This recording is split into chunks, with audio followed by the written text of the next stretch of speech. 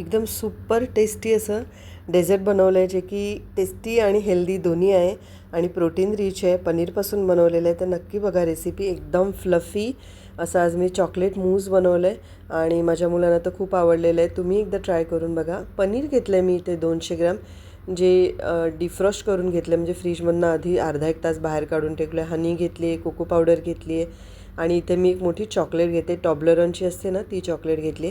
आता काय करायचं आहे, पनीर एकदम छान सॉफ्ट नॉर्मल टेम्परेचरला आले ना की ते मिक्सीमध्ये टाकायचे. त्याच्यात आधी मी 2 चमचे दूध टाकलं आणि मग मिक्सी लावून बघितली तर एकदम क्रम्बलीच टेक्स्चर आलं त्याचं. मग त्याच्यामध्ये पुन्हा 2 चमचे मी दूध टाकले, हनी टाकलेली आहे आणि हनी मी आधी थोडीशी बाकी ठेवली. म्हटलं बघूया तरी ट्राय करून किती गोड होतं आहे ते. जास्त गोड नको हवं होतं. तर मग हनीच्या ऐवजी तुम्ही शुगर किंवा जॅगरी पावडर पण यूज करू शकता.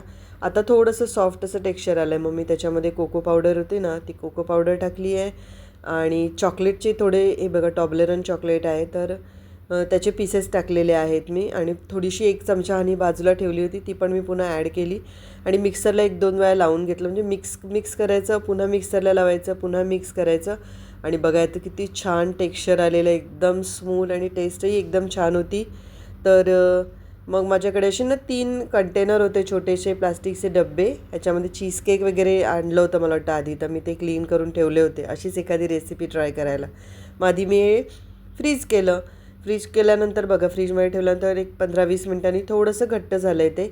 आता इथे माझी एक मिस्टेक झालेली आहे, ती तुम्ही अवॉइड करा. तर चॉकलेट ना प्लेन चॉकलेट घ्या.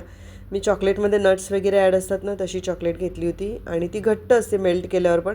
त्यात थोडंसं दूध मिक्स करून तिला थोडंसं पातळ करून घ्या. मी याच्यावरती आधी चॉकलेट टाकून घेतले सगळ्यावरती आणि मग वॉलनट्स असतात ना, ते बारीक असे क्रश केले होते, म्हणजे चाकूनीच केले होते आणि त्याच्यावरती छान टाकून घेतले. तुम्ही दुसरे ड्रायफ्रूट्स पाहिजे तर ते टाका. मग मला थोडंसं कलर ॲड करायचं वाटलं, मग टुटी फ्रुटी टाकली आणि टुटी फ्रुटीने चव पण खूप छान येत होती, म्हणजे टेस्ट खूप छान झाली. एकदम स्मूथ, सॉफ्ट आणि फ्लफी असं झालं होतं. मला वाटलंच नव्हतं इतकं छान होईल ते. तर एकदा ही रेसिपी नक्की ट्राय करून बघा. Thank you so much.